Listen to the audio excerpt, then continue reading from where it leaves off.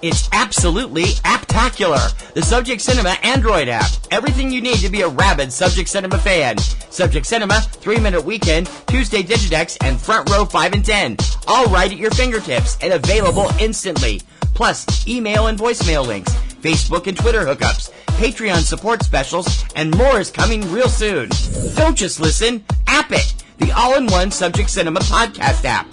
Android version available now at Google Play or on PNR Network websites. Amazon and iPhone apps coming soon. Don't delay. Download today. Blueberry. This podcast is a member of the Blueberry Network. Blueberry. No E's. That's Blueberry, BLUBRRY.com. Blueberry.com. This podcast is a proud member of the Lamb Podcasting Network. Find the network at largeassmovieblogs.com.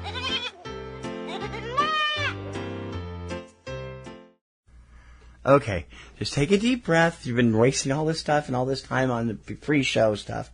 Gonna get the chance to unwind, just to get off your chest on this special get rid of your anxieties episode. Okay, look up at me. Why are your eyes glowing? Yeah, I'm going to go back here behind this blast shield. This is going to be fun. This week, it's time to get all of our chest, get all this stuff off our chest after the last few weeks of what's going on in the entertainment industry. Talk about all kinds of things. I think she can growl a little bit, right? The mic is on, right? Yes. Is that blast shield bolted down? Yes, I'm fine. Good. We'll be talking about all kinds of this stuff and a lot more on this week's show right here, right now. I'm TC Kirkham. I'm Kim Brown. Stick around. It's going to be a doozy. This week on Subject Cinema, Unleash Hell. Stand by to receive our transmission.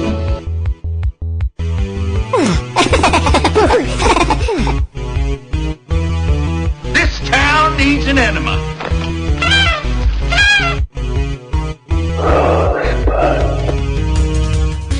Celebrating a decade of film podcasting. Lasting out of Beantown, USA, you're tuned into Subject Cinema with TC Kirkham and Kim Brown. Directive. Oh, behave. Yeah. I volunteer as tribute. Suppose you run your business and let me run mine. Here's looking at you, kid. Before we get started, does anyone want to get out? Ladies and gentlemen, please welcome TC and Kim. It's a new year and we're back and having all kinds of good fun. It's just going to be a bright and sunshiny day this week on Subject Cinema. I'm TC Kirkham. Hi. Hi. No, I'm fine. I'm Kim Brown. I'm not as angry as I was when I started reading this stuff because I just finally calmed down and punched some walls and screamed and You're harshing my mojo here. Sorry. Will you chill out? Sorry. Subject Cinema number 596, day and date January 21st, 2018. And how was your week, Miss Moroseness over here? No, my week was fine. I mean, busy, but fine. It's building just, up. Well, I try and tell myself that sooner or later, we as a species are going to evolve to a point where we'll just stop doing stupid crap. Now, I mean, there's the big stupid crap stuff. There's the wars and the famines and the plagues and the drug abuse and all that stuff like that. I mean, someday we'll get to a point where that stuff will be a thing of the past and we'll be a more evolved species. Mm-hmm. And then I go online and And then I'd start wondering if living in a cave in Guam wouldn't be such a bad idea. Just selling everything. It's that end of Koyaanisqatsi thing again, you know, where you want to sell all of your material possessions and leave society and go live as a hermit somewhere. I really think those hermit dudes have the right idea. I'm really getting to that point. Seriously. Well, we'll be touching a lot of interesting news stories this week as we attempt to get caught up on things, and we will attempt to get some stuff off our chest from the past few weeks about these stories and more. And we're going to kick it off with this week's biggest story right here.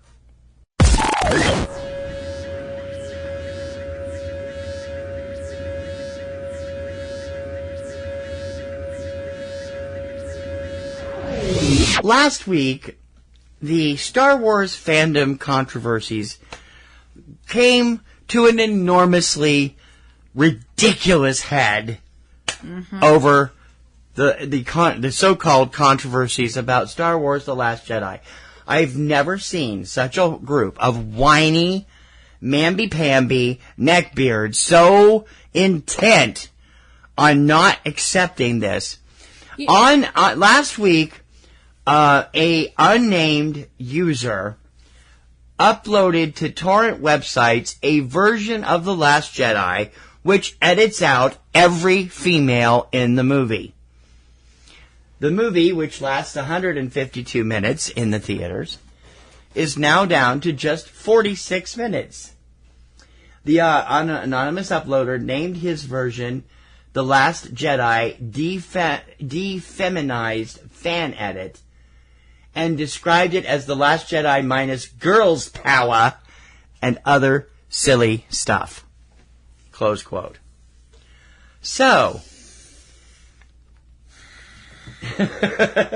you're doing it wrong. You should be doing the...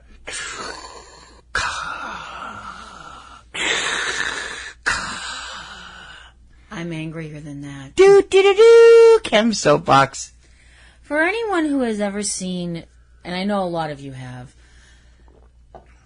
the kaiju classic Gojira, when the people of Tokyo think they have vanquished the threat of Gojira and everybody's out partying and everything's great, and you see that happy little boat full of happy little people celebrating, and then they look out over the happy calm water, and there's Godzilla rising up out of Tokyo Bay, and everybody starts screaming and panicking. Guess where we are right now? On the boat? Yeah. Okay. Guess who you're looking at rising out of the water, and she's not happy. It's Kimzilla! You damn right. Ah! I am Goddess-zilla, and I am pissed. Science fiction has always been about looking to the future. Now, science fiction has sometimes looked at a future where everything is shite. You know, there have been dystopian future stuff out the lang-lang. You know, everything from Planet of the Apes to Ready Player One and everything in between. Wait, Ready Player One isn't even out yet. The book is. Okay, fair enough. But science fiction has always had its point of view of, you know, everything's gone horribly wrong and it's all our fault. But so much of science fiction everything has gotten better, or at least more exploratory and more beautiful or more amazing or more optimistic. And the amazingest part of all is we're still here as a species. We've managed not to kill ourselves. And science fiction has always been about hope and optimism. Well, no, I don't agree with that. Well, not all of science fiction, but a great deal of it has. Some of it. We'll say some of it. You can't put Blade Runner or anything like that. Planet of the Apes into that. That's the dystopian stuff. Oh, okay. But a lot of science fiction has been about not only exploration of space, but exploration of self. You'll give me that? Yeah, Star Trek. Yeah. And that's positive. That's so positive. And over the last 15, maybe 20 years, I would say, we've had this ugly little movement, this ugly little dust ball that has grown and grown and grown. And like this malignant cancer, where you have these people that, for some reason, science fiction has to be white, and science fiction has to be male. And anything else that threatens this little deck of cards, threatens this little house of cards, is instantly demonized by these guys clutching onto their balls because they're just so incredibly terrified of the idea that you could have a movie where the lead character is not a white male. Let's look, and for some people who are going, oh, you're being really, you're being very, like a firebrand about this. Look at when The Force Awakens came out. Mm-hmm. And Same thing happened. Not quite as radical, but it happened. Are you kidding me? It was worse. Oh, no, I don't agree. There's been way more playback on The Last Jedi, not just because of that reason, but because of other reasons. For that reason, yes, Force Awakens is probably equal to it. When the helmet came off of the stormtrooper that we eventually identified as Finn, and people saw the stormtrooper was an African American man, people online lost their damn minds. Well, he's not necessarily African American. He's probably from some other planet. Someone with dark skin. Right. And some people online just completely flipped their shite about this. They just could not handle this idea. I think it was worse over the fact that the lead of the movie was Rey. There was a lead female stormtrooper. I think it was more over the women than the racist overtones, in all honesty. Okay. Well, we can look at that too.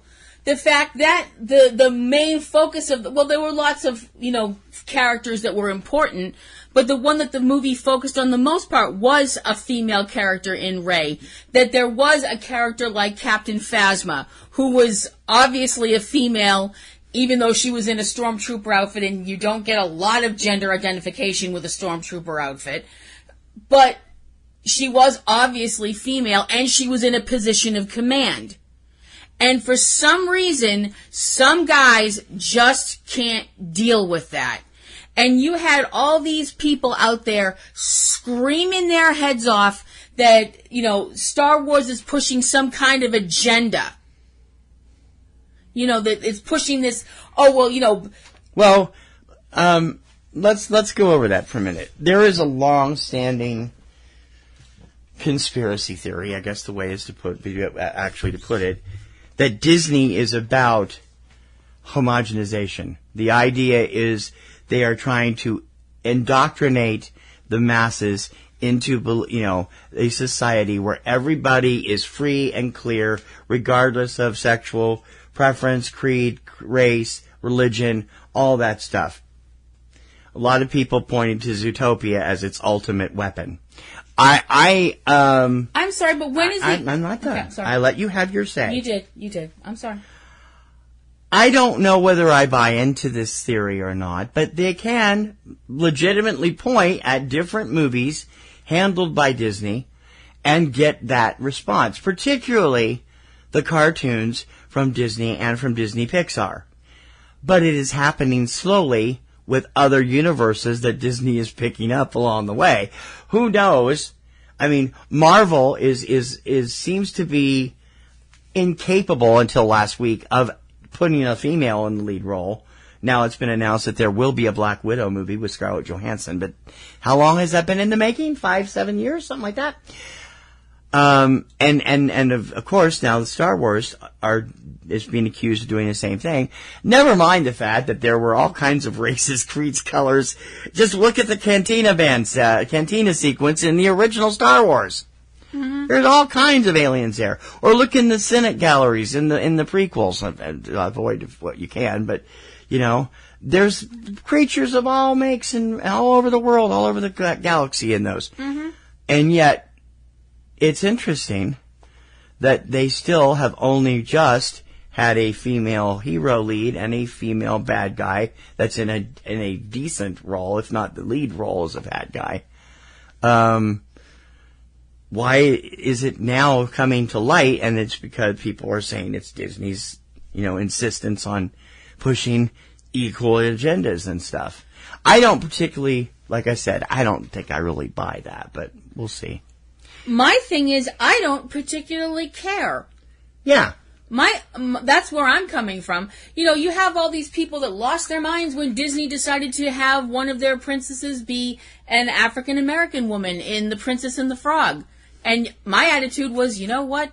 Great.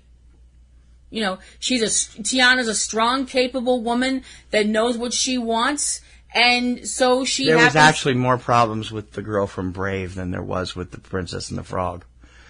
And Brave is Pixar, but still, it's like, because that was a strong female, lead, and teenager at that, it freaked people out. Yeah. Yeah. But my whole thing is people who are like, well, why do we need this and why do we need that and all that? You know why we need that? Because that's what the world is. The world is not all people that look like you. The world is people that look like that person over there and that person over there and you and me and somebody else. And you know what? Maybe those people would like to see people that look like them for a change instead of people that look like you. Okay, well, let me throw this at you if I can. Mm-hmm. A lot of the last few years, these dystopian future movies that you so love to diss on all the time, I rather enjoy them, but you can't stand them for the most part. A lot of these scenarios have had females in leads. The Hunger Games, the Insurgent movies, the Maze Runner films. All of these. The Maze Runner film, the lead character is a guy, isn't it? The lead bad guy is a woman. Okay, all right. And there's all kinds of other smaller films where these dystopian futures, and you can even say the same thing, although not dystopian, about Twilight, where the woman is the lead antagonist. And it's Twilight where all of the backlash against women started, I think, because the character of Bella is such a namby-pamby weenie wuss anyway that you can't really, unless you're shipping Edward and Bella, you really can't get into that character. You hate that character. You've admitted, Bella. Yeah. You hate that character because you think she's everything wrong with that kind of a character. I do. But would you agree that that seems to be the starting point for all of the crap that's come after it against women? I would agree. I think a lot of the crap that's come out about these is the simple fact that all of a sudden men are like, some of these men, their problem is that these women are saying, no, I don't want to play a part where the whole purpose of my character is to be rescued. I don't want to be. Yeah, Jennifer Lawrence pretty much made that clear in the Hunger Games films. I don't want to be a prop anymore. And the fact that these women have dared to say that has made these guys and the fact that these women kick as much ass as men do. Sometimes easily, yes. Kick it better than men do. Yes. Natasha Romanoff, Wonder Woman, hello, we see you. That kind of... And Katniss Everdeen. And Katniss Everdeen. Yeah. Who has no superpowers. No. I'd like to bring that up. Thank you. Neither does Hawkeye. I have to point that out. They're pretty equal in terms of what they can do. Well, actually, no. She's actually been augmented. Hawkeye hasn't. In what way? Depending on the comics, that she's had like super soldier serum and all this other stuff done to her by the Soviets way back in the day and all that. Depending on which... Who? Black Widow. I'm talking about Katniss Everdeen. Oh, I thought you were still talking about Natasha. No, I'm talking about... Okay, no. Hawkeye and Katniss, they're pretty equal. Well, they are pretty equal, except I think smart-assness might be a superpower. Well, yeah, okay. So Clint might have an edge. But I just think that these guys can't deal with the fact that these women don't want to be a plot device or a sex object anymore. The fact that they're bothered by the fact that these films passed the Bechdel test. Yeah. Which came out a few years ago, which said, has 3 points about whether or not women are leads or secondary in the film. And all of these films qualify as yes, they passed the Bechdel test. And they don't like that. And the fact that you have, take a character like Captain Phasma, who I really wish they would give more airtime to. Maybe they will. Even though I hate her. Especially after this. Because they're not done writing the third one yet, so she may end up with a beefed up part. And when I say I hate her, I don't mean I hate her character. Well, I mean, I do hate her character because I'm supposed to hate her character. You don't hate the actress, you hate the character. I hate the character because she's a bad character, as in she's a bad, evil person. I love to hate her, I'll put it that way. Right. But that's another reason these guys are intimidated by her, is because she is, besides the fact that Gwendolyn Christie is... I don't know how to say this and not sound like I'm being a jerk. She's a very intimidating looking woman. She's a very beautiful and intimidating looking woman. She pulls that off. Some women can be beautiful and some women can be intimidating, but they can't be both. And she can be both. But the fact that Captain Phasma is in an actual stormtrooper outfit and not in some outfit that's just like a chainmail bikini kind of a thing, she's not emphasizing her sexuality. Right. And these guys can't deal with that. They have to actually look at these characters as people. Right. And because they don't know any real women in real life, they don't know how to relate that. Right. So here's what I thought was interesting. A couple of days after the defeminized version of the Last Jedi showed up, a male fan who goes by Juicebox Hero, his name is Logan James, according to his tweets, uploaded something else. He said in the tweet where he released it, in response to the MRA douche, that's men's right activist, douche, who edited all the women out of The Last Jedi, I decided to edit all of the men out of Saving Private Ryan. Here it is in its entirety. It lasts 2 minutes and 14 seconds. I am like, oh my God, that is so funny. It's funny, but now it's you couldn't sad. do anything interesting like edit the porgs out of Last Jedi. Why do you hate on porg so much? The other white meat. I got some pork in the fridge now. Anyway, it's just this planet's version of a bird. Why do you do this? Right. And what do you do with birds? You eat them. There you go. Chickens, ducks, squib. No, you're not going to eat squib. Well, you might if you're an actor and you need blood coming out of your mouth. But no, that's a bad idea. Squib has a charge on it. That's not always. Anyway, what do you guys think of this controversy? We're very interested in knowing what you think, because we just are like, what the hell is wrong with these people? It's we've been talking about this for a few days. We have diverse opinions. We don't always agree, but we do agree this time that this particular instance is just ridiculous. It would be funny if it wasn't so sad. It is funny in a sad way. These people are so immature and so pathetic and so scared that they have to act like, oh, you're not real. I'm not going to pay attention to you because you scare me. Just to close this off, I would like to bring up one little thing. All these men that are so intimidated by women in science fiction, and whether you want to admit it or not, boys, you're intimidated. The fact that these women have kicked the door open on your No Girls Allowed He-Man Woman Haters Club and said, we're not leaving. The first science fiction book ever written, Frankenstein, the Modern Prometheus, written by Mary Shelley. Boom! Suck it! How do we know she didn't just put her name on it and some man wrote it? That's what they're going to tell you. Don't make me get out of this seat. Write to us about this. We're curious about what you'd say, and we'd like to read your comments on the air. SubjectCinema@PNRNetworks.com, or go over and leave us a speak pipe. If you don't use it this month, it's going away. T.C. Kirkham and Kim Brown. Real movies for real people. Subject Cinema. All right, Kristen, I am so excited that you've decided to do a podcast with me, but what are we going to do a podcast about? There's so many other movie podcasts. We got to do something original. Well, I'm a big fan of Disney movies. What about something like that? That's just kid stuff. What do we want to do that for? Did you know that The Avengers is a Disney movie? Or that Pulp Fiction is a Disney movie? Pulp Fiction is not a Disney movie. It's technically owned by Miramax, which is part of Disney. We are still going to talk about the Disney animated movies, though, right? I thought you said that was kid stuff. Well, I've got 2 kids. I got to be a good dad and stuff.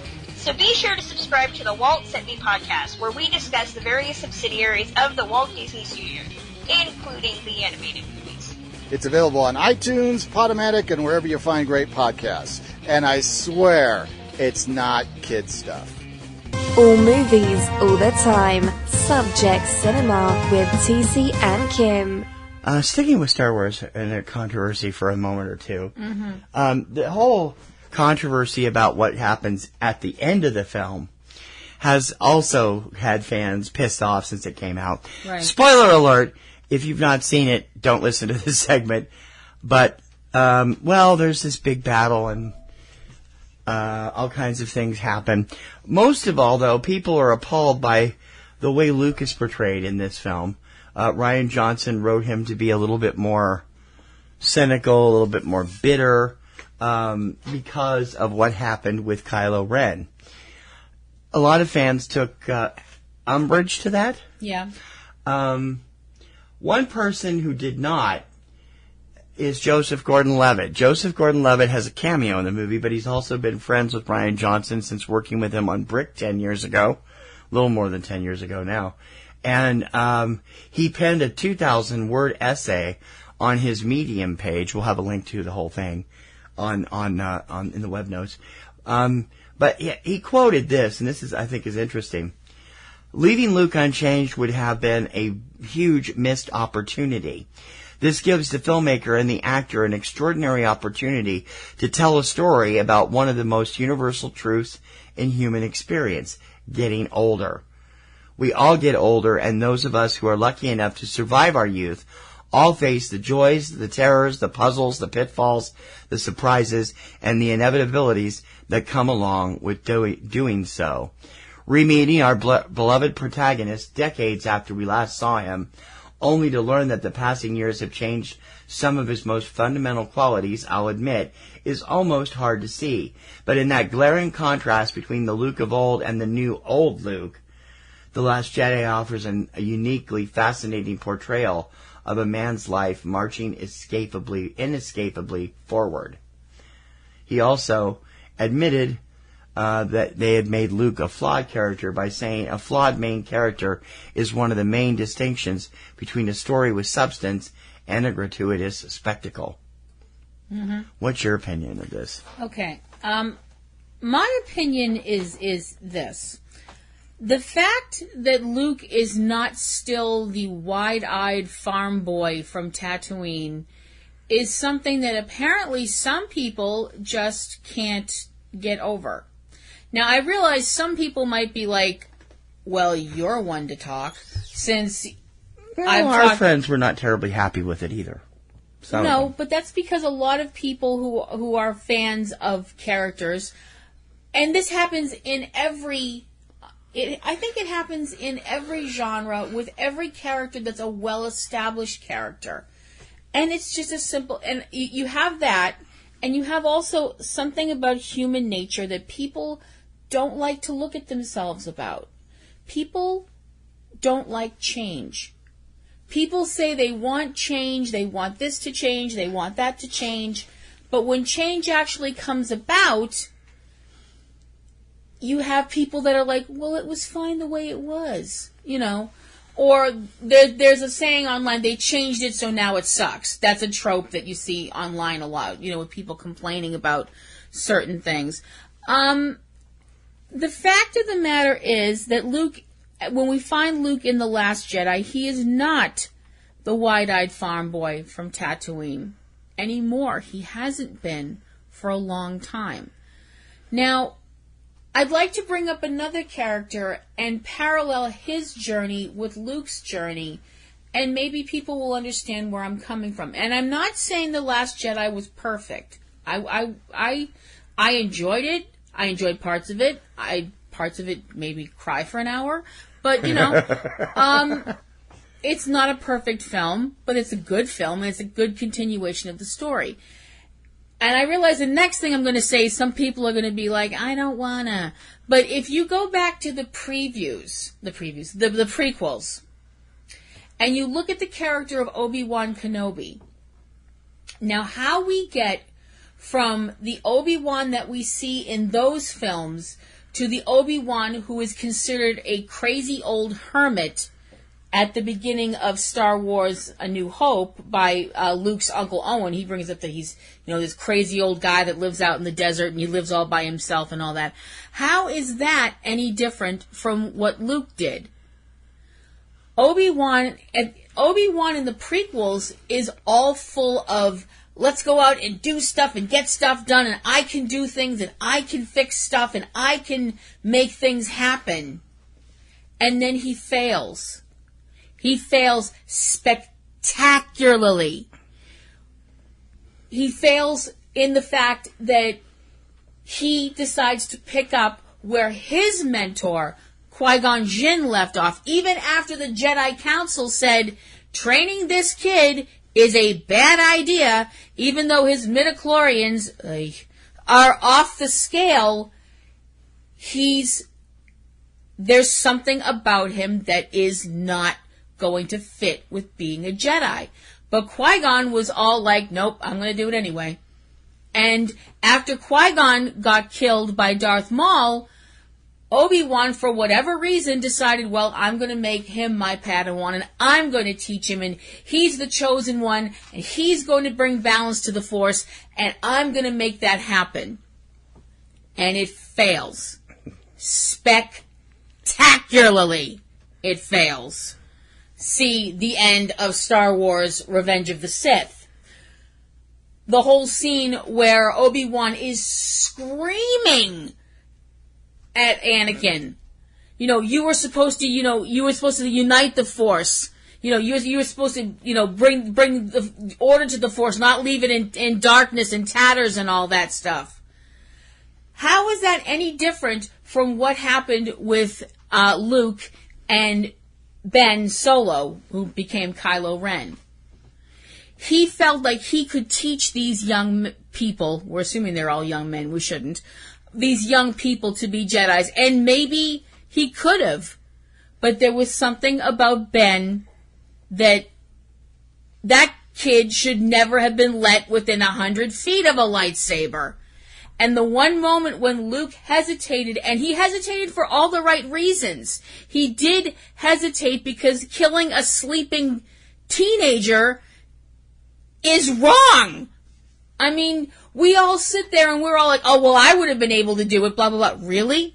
Do you really think you would have been able to stand over your sleeping nephew or your sleeping niece and murder them? Do you really think in your heart of hearts you could do that? Walk a mile in another man's shoes before you sit there and say, oh, well, Luke effed up, blah, blah, blah. So all these people who were like, oh, Luke would never be that bitter. Luke would never be blah, blah, blah, blah. Walk a mile in his shoes. Okay, I'm going to punch a hole in your theory. All right, and it's a huge hole. All right, okay. The Obi-Wan at the end of Revenge of the Sith and the Obi-Wan at the beginning of Star Wars are the same Obi-Wan. I realize that. No, I mean, the crazy old man, that was a complete ruse to keep Luke from finding out who he was.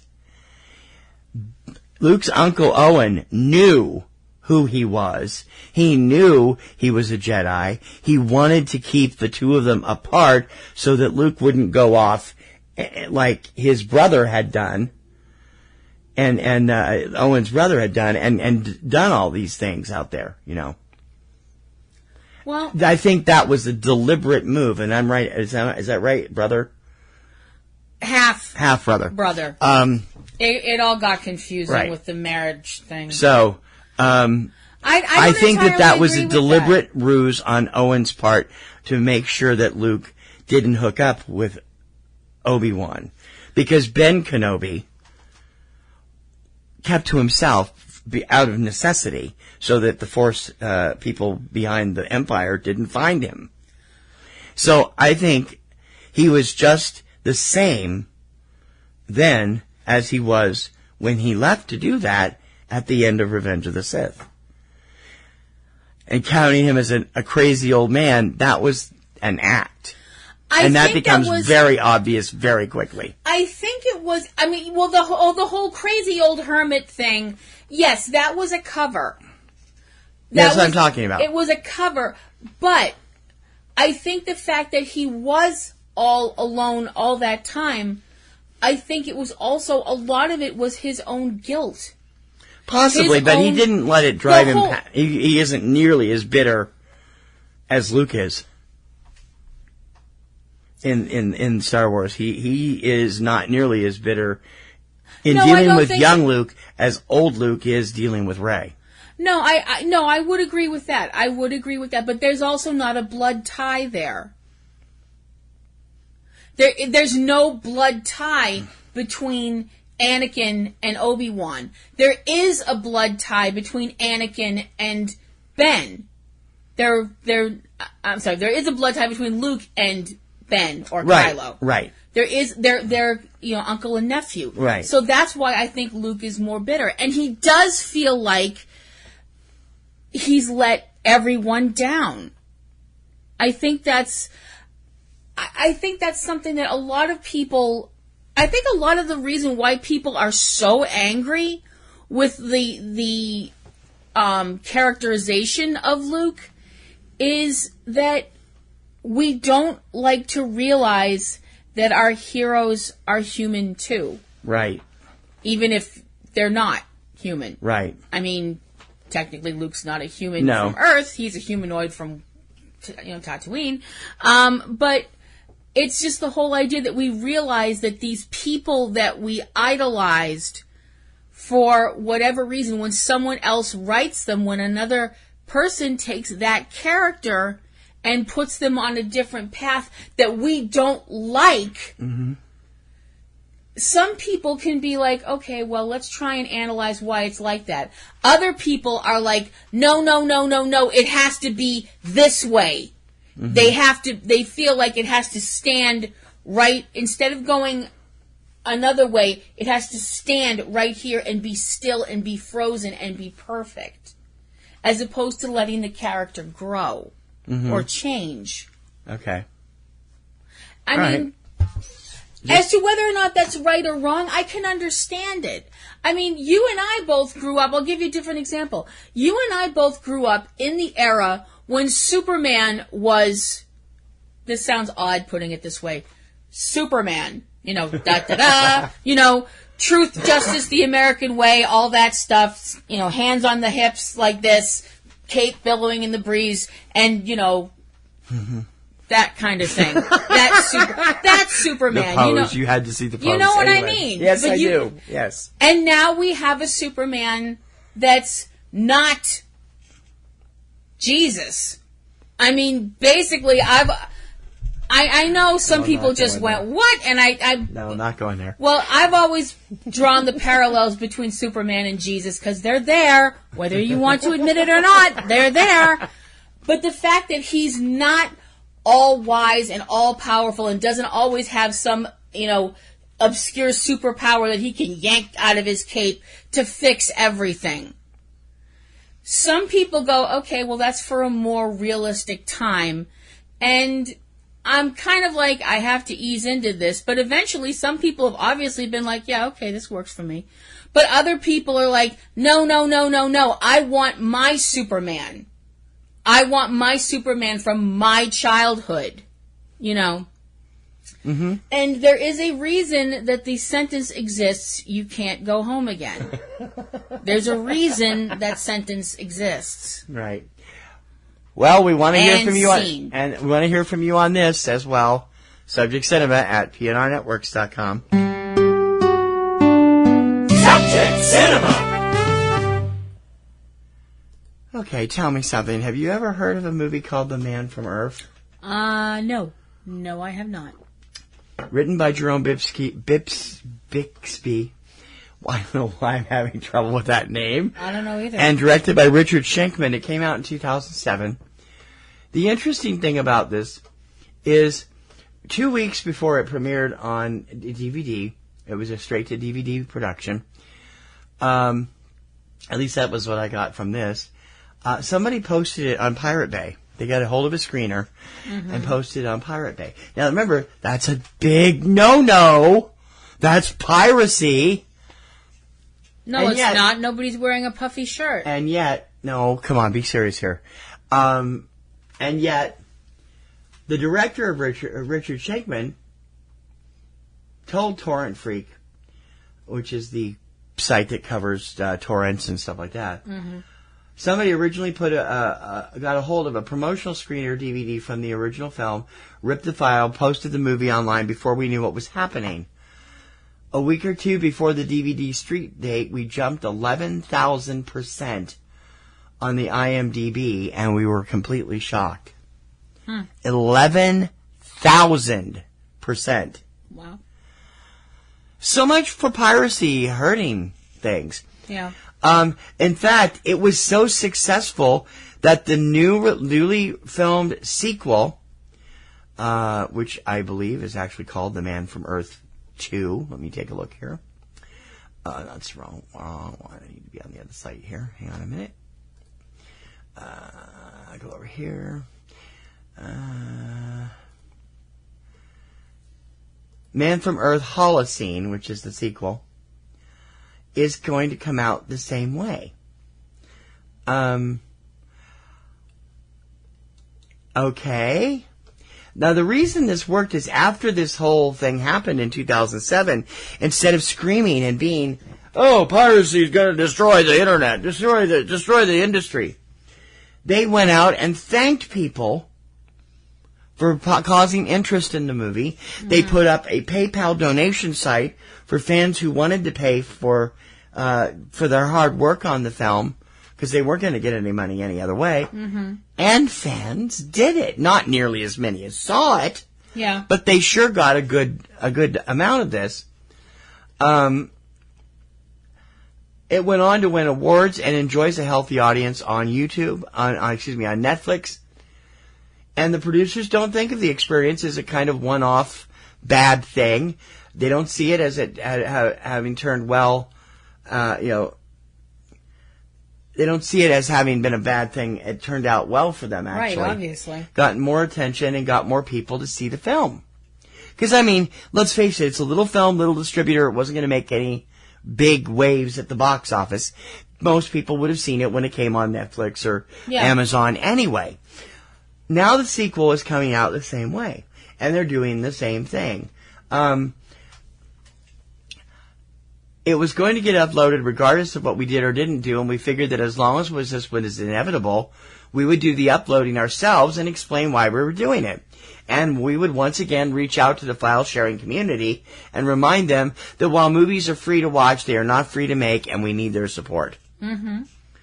So, we'll find out what happens here. Of course, the movie will be available. It was available as of the 19th. On MovieSaints.com and other torrent sites. And we'll see what happens in the long run. But for right now, of course, the MPAA is running around with it, is screaming, having absolute conniption fits. Right. Because they're being proved wrong. All their lies about piracy are being proved wrong. Mm-hmm. The studios overreact when it comes to piracy. We've been saying this for years. Piracy does exist, and yes, it does hurt the bottom line on some films. But when there's smaller films like this one, and you actually get this kind of a benefit, I mean, 11,000% jump? Yeah. I really don't see the downside to that. I don't either. Set up your PayPal. Set up your Patreon. Set up your whatever. Because this is a good thing. If you're getting the word out there about the movie, if people are actually seeing the film and liking it and paying you and letting other people know, it's a win-win situation. And it's a shame that the studios and everybody out there and all the copyright maximalists out there can't get it around their heads that what they do, the reason why their profits are dropping every year, is because they're living in an antiquated society whose policies were outdated 40 years ago. Yep. At the end of the 1980s. Yep. Nobody's really coming to the grips yet. That was 30 years ago. Nobody's coming to grips yet with the fact that when you do things this way, it pays off. Radiohead did the same thing with an album a few years ago, and they made a ton of money on it. They released it to free to torrent sites and asked fans for donations. Yeah. And probably wound up getting more listeners. Yeah.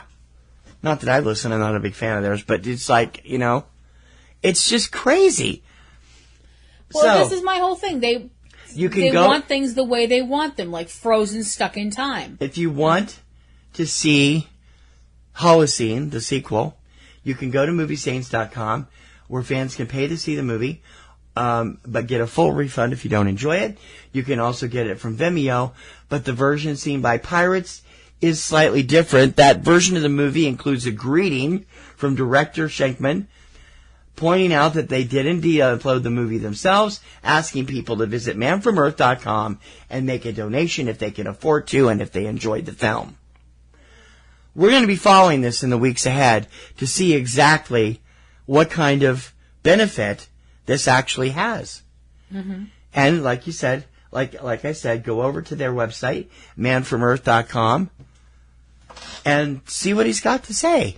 The notes will be, the link will be in the show notes. The best movies! Subject Cinema! PNR Network shows depend on our listeners. It's you that makes us who we are. Help us bring you all the best we can. Become a Patreon patron.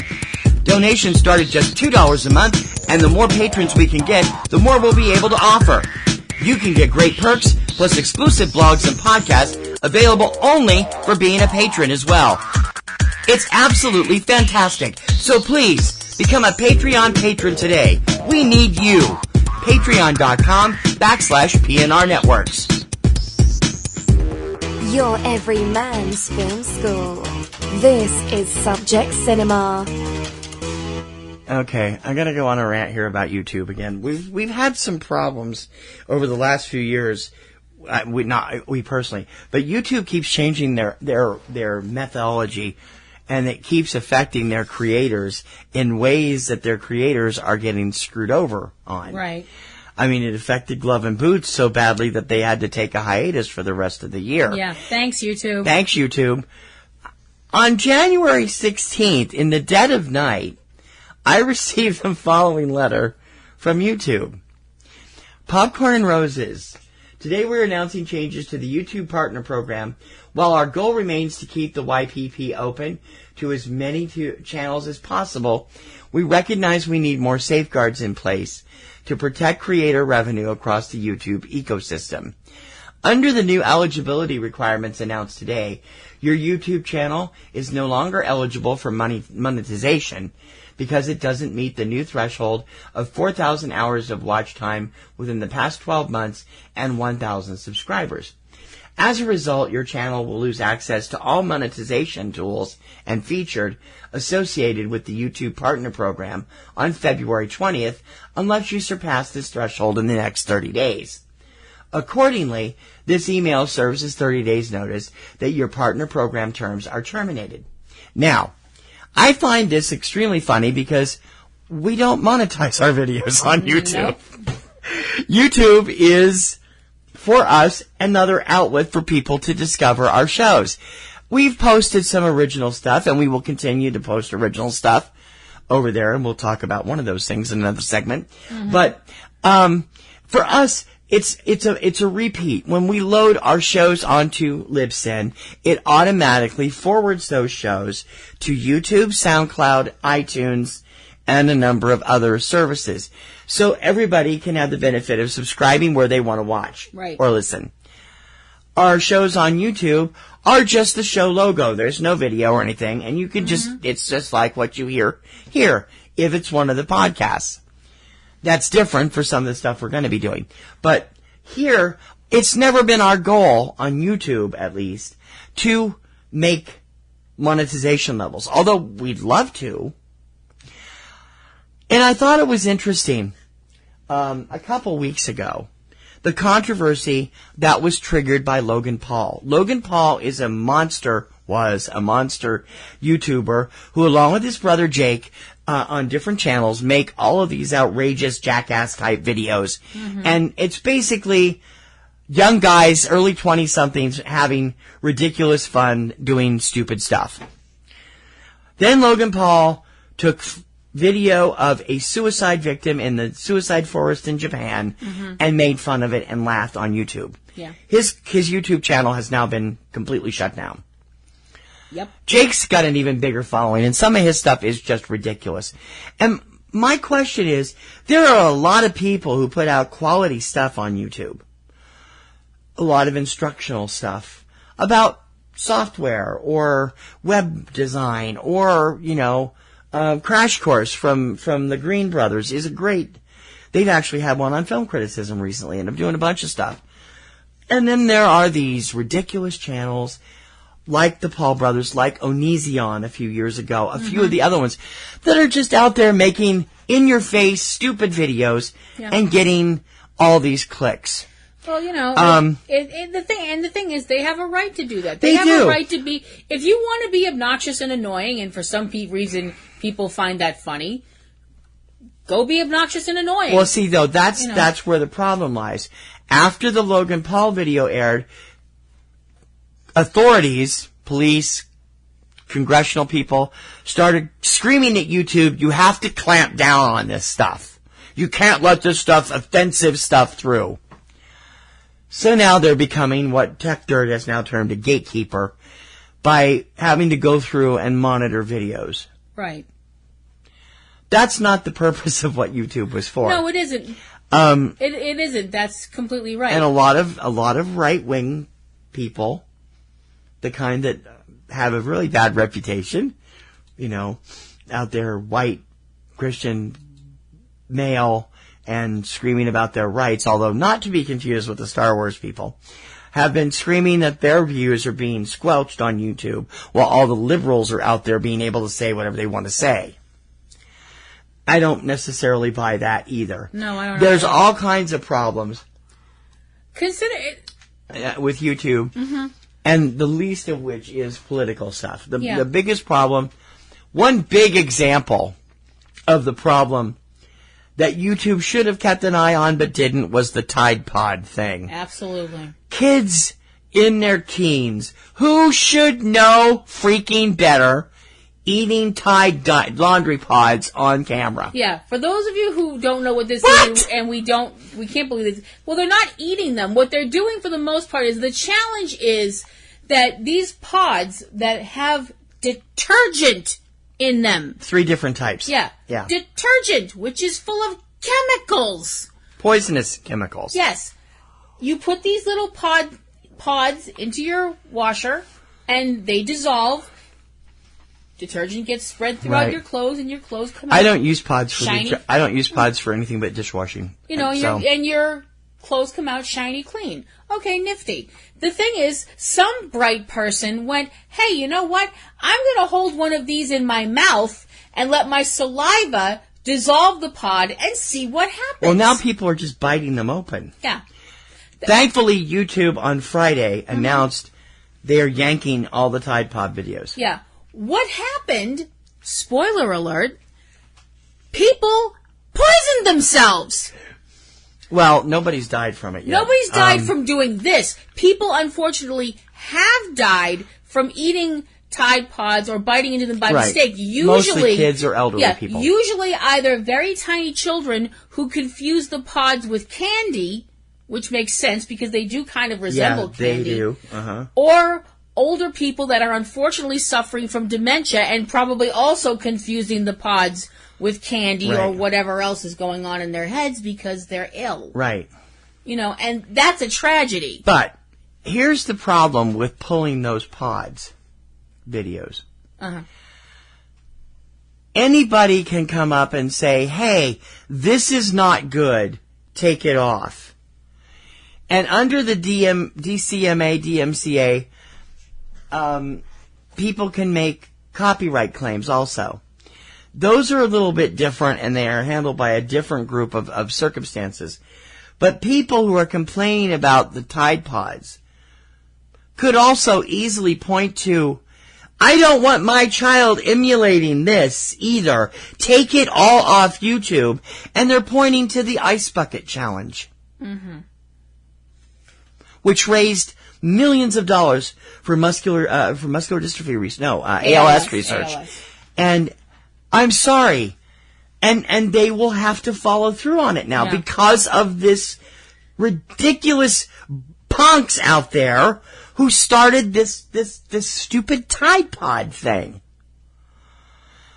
Now, this is all going to hurt legitimate creators. It is. People who honestly depend on their livelihood which is something, if you ask me, you should have never done. Most of them are teenagers and young people in their 20s and early 30s who have made money for years on YouTube or on, other, like Vine. Vine shut down, left a whole bunch of people off, in the lurch that were making money off Vine. Now YouTube is going to be doing the same. How far is too far when it comes to adjusting for, legitimate content purposes? Yeah. You're right. I mean, that it ends up becoming a form of censorship, and it gets very dangerous. Yeah. I don't want the Tide Pod things up there. No. But wouldn't it be easier to just stamp them with a stupid label and leave them up for 18 plus? To be honest, yes. I mean, would we be having this discussion though if somebody posted a video of them playing Russian roulette? Probably. That would definitely get an 18 plus thing. I mean, definitely, I think some things should be marked 18 plus because, they are. Adult stuff is marked 18 plus, or you get into the thing where you have to, like we watched something the other day that surprised us by having a thing pop up, and we had to mark that we were over 18. Mm-hmm. And I forgot what it was. It was one of the rap battles or something, I think. But anyway, it was, there's got to be there's a fine line between policing and censorship, and it's got to be watched very carefully. It does.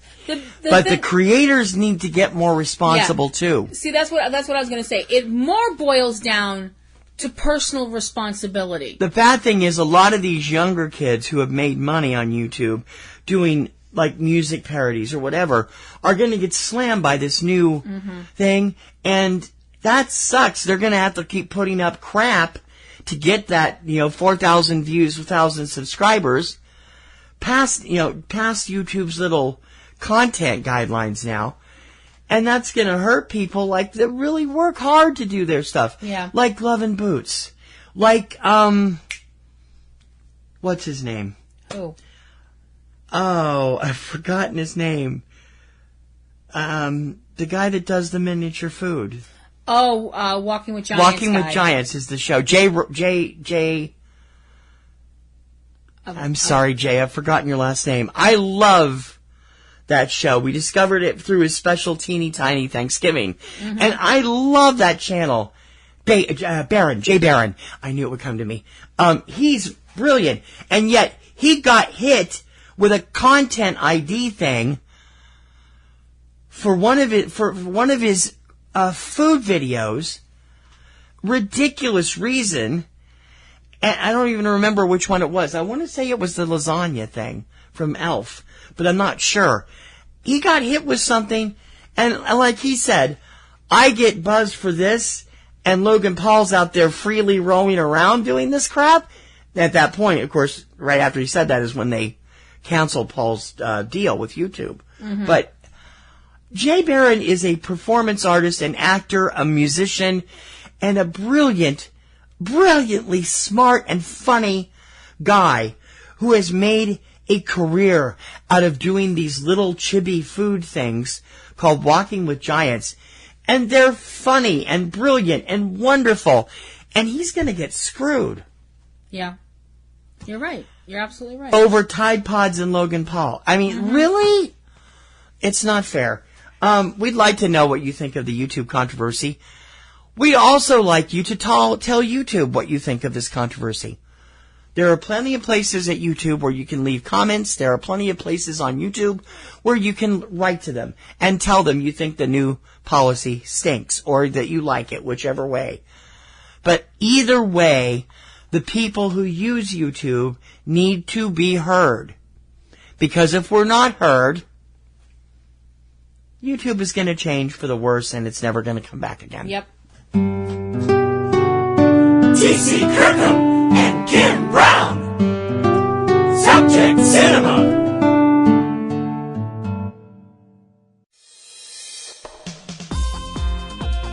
Want to know what's happening for the weekend? Then check out Subject Cinema's 3-Minute Weekend, spotlighting all the new films hitting your local theaters.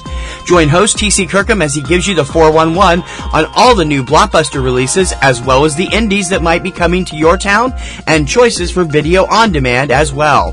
3-Minute Weekend, every Friday morning from Subject Cinema and eCinemaOne.com, a member of the Lamb Podcasting Network, a PNR Networks podcast.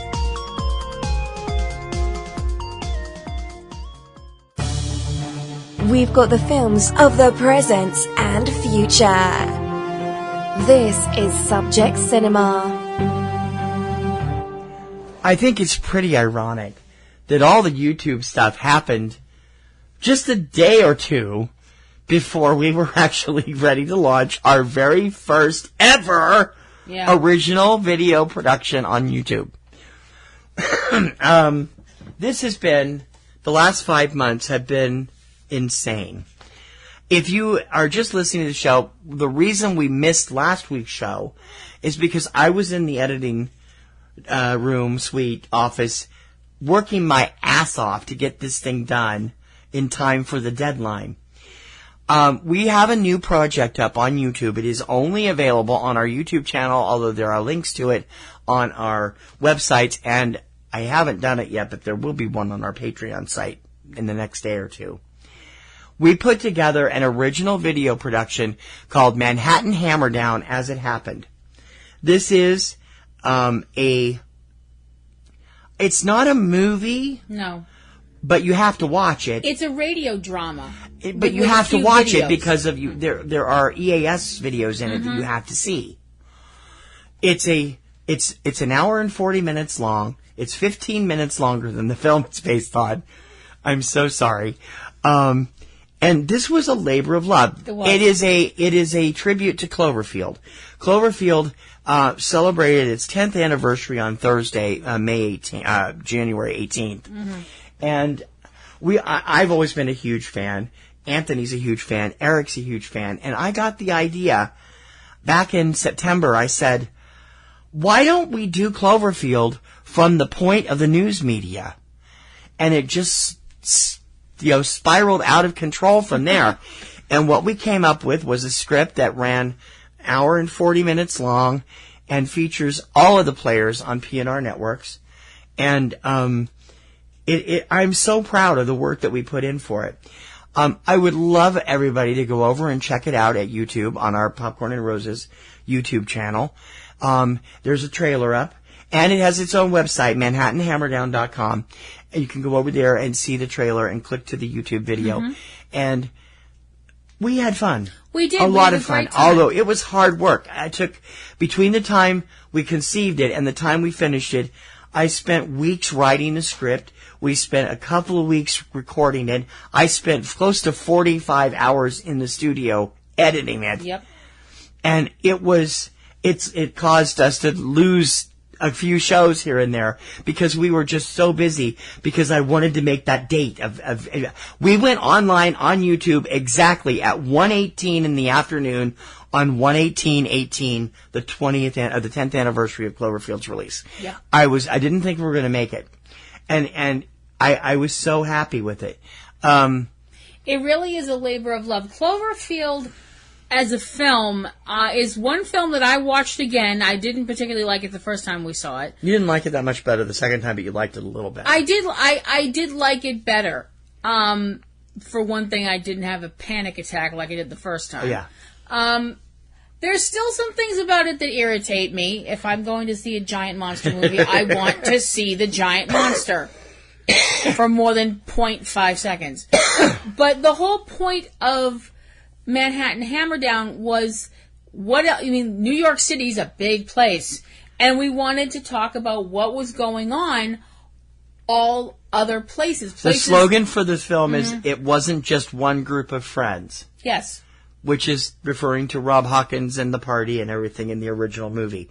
And what we've done is we've simulated radio broadcasts and EAS bulletins throughout the next, there's a prologue that leads up to it, there's an epilogue, and then there's the actual event. And it turned into an hour and 40 minutes of a lot of fun. I mean, there was a lot of stuff in there that I worked hard on, and so did everybody else. I want to do this publicly because we haven't done it yet, but thank you to Kim. Mm-hmm. Thank you to Eric and Valerie Lyon and their daughter Courtney Lyon over at Cavebabble.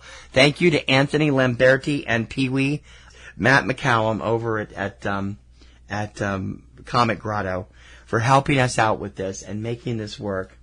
And I hope everyone will check it out. I hope everyone will go to YouTube, watch the video, click on them, give us a thumbs up, add a comment, let us know what you think on the page. Be sure to share it and subscribe to our Popcorn and Roses channel and help us out. Like I said, we don't monetize our videos over there. We're not worried about that. No. We just want you to know what you guys thought of it. So please check it out and give us your opinions over on our YouTube site. And you can get there by clicking on the link that'll be in the show notes. Yep.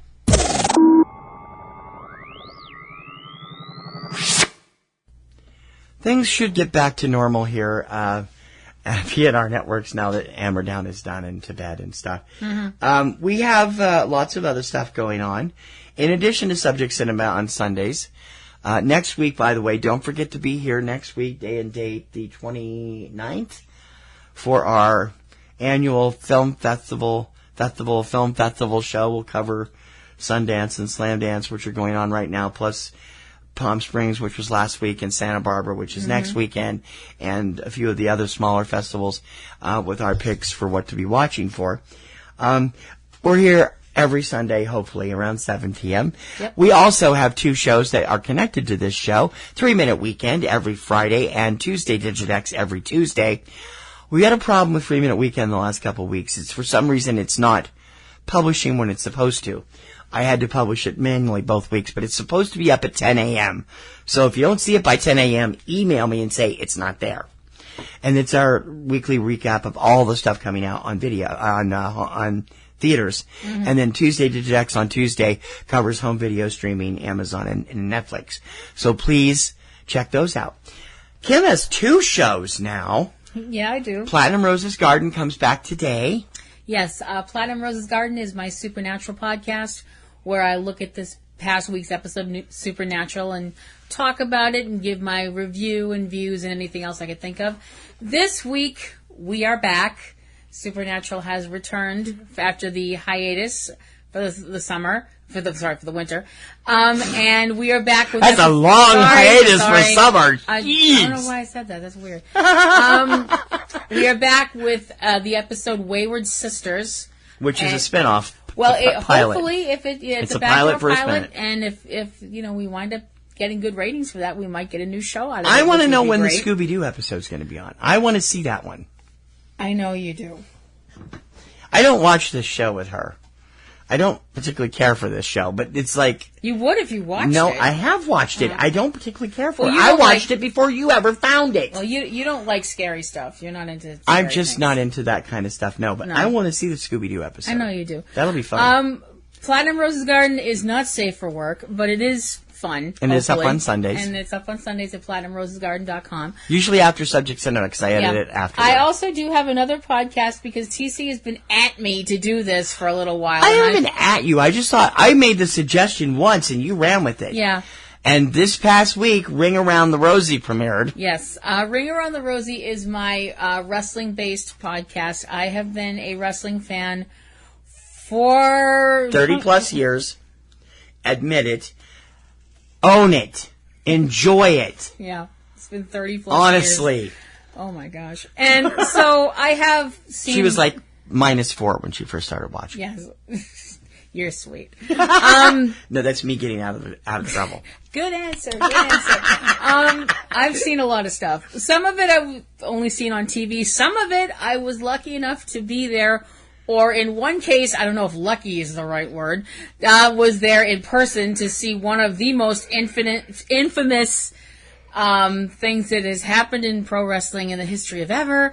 That's coming up soon. Yeah, I'm going to talk about that soon. And also I have Raw and SmackDown reviews along with my own little remarks. Most of which are like, wow, Roman Reigns is hot. I'd be mad at him, but that's shockingly accurate. Also not safe for work, even less safe for work than Platinum Rose's Garden. And it's available Wednesdays at 8. Yes. Or around Wednesdays in the evening, after 8 sometime. After 8 o'clock. ringaroundtherosie.net. And TC has his own Catastrophe solo show. Vortex will be back on Monday. It has a slightly different format. It was supposed to be back both of the last 2 weeks, but Manhattan Hammerdown production, I couldn't get to it. This week, I have no excuse. It'll be back. We'll be looking at 1974's Earthquake with an all-star cast, including Charlton Heston, George Kennedy, Lorne Greene, Richard Roundtree, Lloyd Nolan, Barry Nelson, Ava Gardner, Genevieve Bujold, Marjo Gortner, and Victoria Principal in the world's worst wig. And we'll be talking about that on Catastrophe Vortex this week, Monday evenings, usually after 9 o'clock. And that'll be fun. Don't forget we have 2 other family members out there too. Cavebabble with Eric and Valerie Lyon. Eric and Valerie do all kinds of crazy stuff out in the wilderness of Missouri. They did a great Cavebabble Eats Odd Things lately, and they're always looking at great movies. And of course, they enjoy working. They did Manhattan Hammerdown with us and had fun, and did great, sounded great. And they will continue to do stuff there at cavebabble.com. Aunt B and Pee Wee over at Comic Grotto doing the latest comic news, talking comics, movie related and TV related shows, and more, all centered around the wonderful world of comic fandom. And that's coming up at comicgrotto.com. We do hope to do some more YouTube stuff. I had a new show I'd hoped to premiere in January. That is basically going to be a video version of 3 Minute Weekend, but I haven't been able to do it because of all the stuff with Hammerdown and stuff. I'm going to try and launch it in the springtime, and I hope you'll be watching for that. It will be a YouTube exclusive. And we're going to do another Hammerdown type production at some point later this year. Not going to tell you what it's going to be, but we do have it planned already. There is another show we're doing as well. We didn't mention Front Row 5 and 10. Front Row 5 and 10. Yeah. Why do I always forget it? It's another Subject Cinema spinoff. Yeah. Front Row 5 and 10 is our list show. She enjoys this show a lot. I do. It's fun. We do lists about movies and music and TV and books and all kinds of crazy things. And we every week we decide who's going to pick the list we're going to do, and we don't. Then we spring it on the other person. We don't tell the other person what's going to be on our list, so when we're recording, it comes as much of a surprise to the other person as it does to you guys. Well, we find out at the end of the week's recording what the next week will be. Right. Right.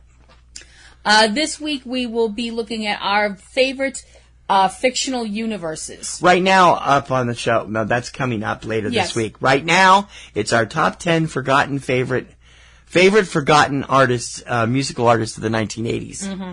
That was fun. It was We fun. had a lot of fun with that one. And I don't know what I'm going to do with fictional universes. There's so much out there. I can't make up my mind. All that and more on Front Row 5 and 10. That's our Thursday show. And it's up on Thursday evenings. Mm-hmm. And since you moved Platinum Rose's Garden to Sunday, we don't have a Saturday show. We're going to have to fix that. I suppose so. At some point. Yeah. In any case, we hope you'll check out all of our stuff.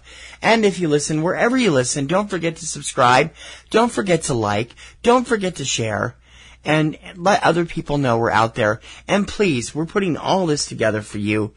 And it does take a lot of time. We put a lot of effort into it. And we put a lot of money into it, too. Mm-hmm. And we could certainly use a little bit of love back from you guys in the form of a Patreon patronage. Patronages start as low as $2 a month. They go up higher than that. And you can find out all about it by going to patreon.com/PNR Networks. And remember, when you donate at Patreon, you're not just supporting one show. You're supporting the entire network. Websites, podcasts, everything. So the more you can donate, the better off we'll be. And we'd really appreciate it. Mm-hmm. But even a small donation a month of $2 a month is much appreciated. Yep. Is that it? I think that's it. Let's mosey on out of here. Mosey, mosey, mosey.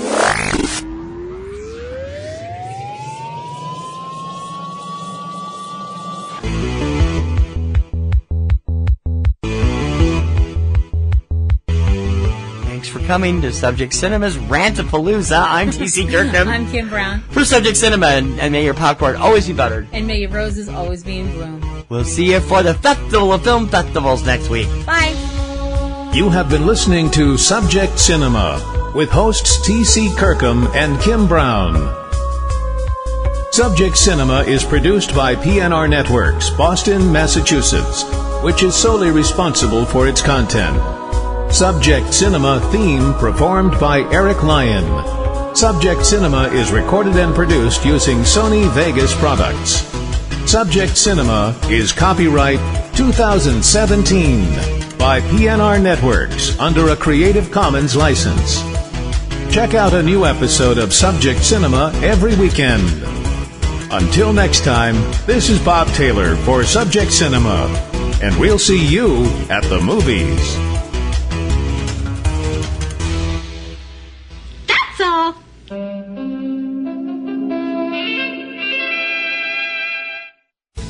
Podcasting's choice.